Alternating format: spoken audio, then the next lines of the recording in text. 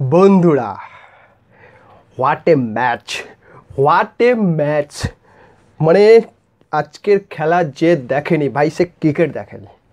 সত্যি বলছি ভাই, ক্রিকেট সে দেখেনি। আজকের যে ম্যাচটা ছিল না বস, অক্ষর প্যাটেলের ওভারের পর, ওই 24 রানের পর মনে হচ্ছিল আজকে ম্যাচটা গেছে। সিরিয়াসলি ম্যাচটা গেছে। তারপরে লোকে বুমরাহ ভাই, অসাধারণ কামব্যাক। এবং সবচেয়ে যেটা ভালো লেগেছে, সূর্যকুমারের ওই ক্যাচ ভাই, অসাধারণ।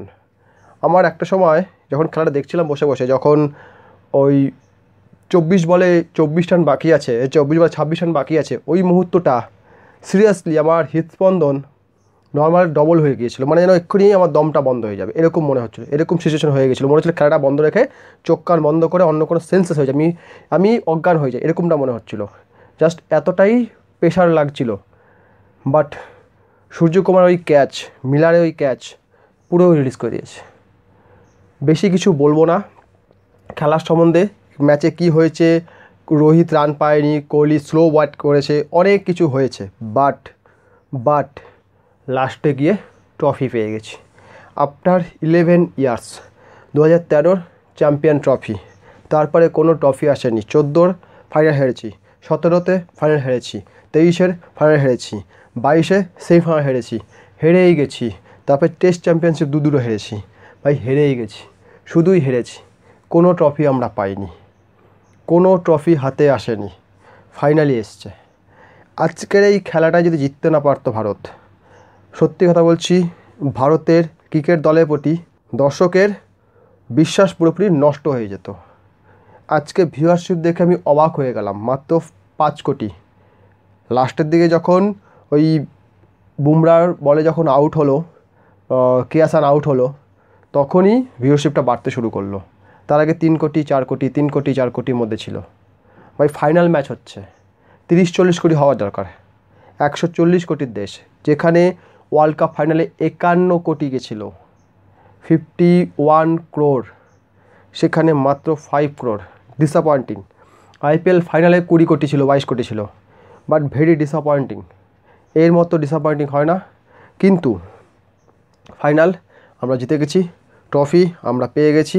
রোহিত শর্মা, বিরাট কোহলি যেমনই খেলুক, যাই করুক, ট্রফি আমার এনে দিয়েছে। এবং এই বিশ্বকাপে সর্বশ্রেষ্ঠ খেলোয়াড় যদি কেউ থেকে থাকে, সে হলো জাসপ্রীত বুমরাহ ভাই, অসাধারণ। সে সঙ্গে হার্দিক পান্ডিয়া লাস্ট ওভার দুটো উইকেট নিয়েছে।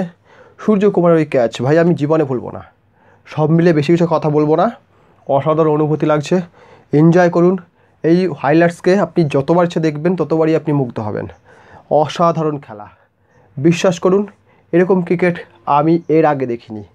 এত ভালো একটি ক্রিকেট ম্যাচ আমি এর আগে দেখিনি। যতই বলি, এর প্রশংসা করতে করতে হাঁপিয়ে যাবো, বাট প্রশংসা শেষ হবে না। এত সুন্দর একটা ম্যাচ হয়েছে। এবং লাস্টে যেটা বলবো, ভাই কাংলা, তোরা ঠিক করেছিস, আফ্রিকাকে নিজের বাপ বানাসনি, কারণ তোদের মতোই দল। হ্যাঁ, আরেকটা কথা বলি, বাপ বানাসনি যেমন, কিন্তু একেই তোরা বাপ বানা। কারণ এখানে বলতে কি, তোদের সঙ্গে ম্যাচ করে, টেনশান নিতে পারে না, বুঝলি কাংলা।